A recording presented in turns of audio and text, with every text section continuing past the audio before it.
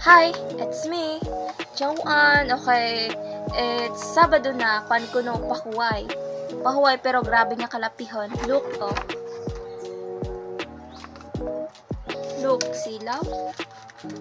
Basta damo-damo as in, first week of school pa lang, grabe na kadamo ang kalapihon. Grabe na baka pressure but it's okay. Okay na lang na ka-pressure ka sa sa ACADS kaysa naman sa sala nga tawo. O, di ba? Kapag na-pressure ka sa sala nga tawo, for sure maguba ang imo kabuhi. For sure, gibi-hibi ka na to. Pero actually kinahanglan ta manatagan importansya ang ACADS kay syempre ACADS or academic is very important to us to gain knowledge. Syempre kinahanglanon taman ang knowledge and wisdom, but before ta maglakad sa eskwelahan, mangayo gid ta always guidance sa Ginoo nga, Lord, be with me wherever I go. Because without you, Lord, I can do nothing. I am nothing.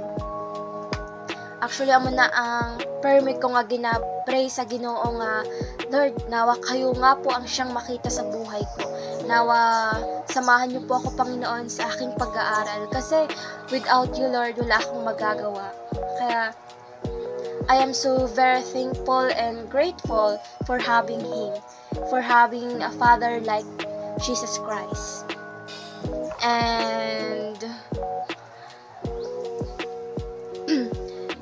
grateful man ko syempre kay may parents man ko nga responsible nga balang ginahimo ang tanan para ma-provide lang ang mga needs arang bisan sometimes kapoy na sila or sometimes arang as in kapoy na gid bala sila pero still Japon nga gapangita sang way or pamaagi para ma-provide basta provide ang imo mga kinanglanan sa kada adlaw-adlaw nga tanan gani mga fellow student. Tagaan nyo sang importansya ang inyong mga ginikanan, ang mga pangabudlay nga ila ginhimo kay nga hindi basta-basta mangita kwarta para ihatag sa imo, hindi basta-basta mangita kwarta nga para ma-provide ng imo mga kinanglanon. Actually naagyan man nila ang ulan, init, pero ginagwanta nila kay nga hindi nila gusto maagyan nila ni God. Gani samtang ginapa-eskwela ka, samtang may gapa-eskwela sa imo, sa aton himua ang pinaka the best mo. Appreciate arang pahalagahi or tagay importansya ang ilang nga pagpangabudlay.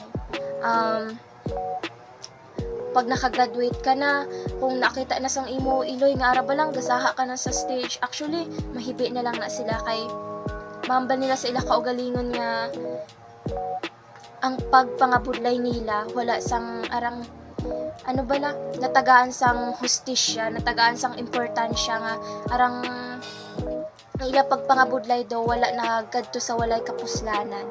Gani arang eskwela gid tudo kag himua ang tanan, himua ang pinaka the best mo nga arang balang araw magiging successful ka kat inang upod ang imo nga ginikanan.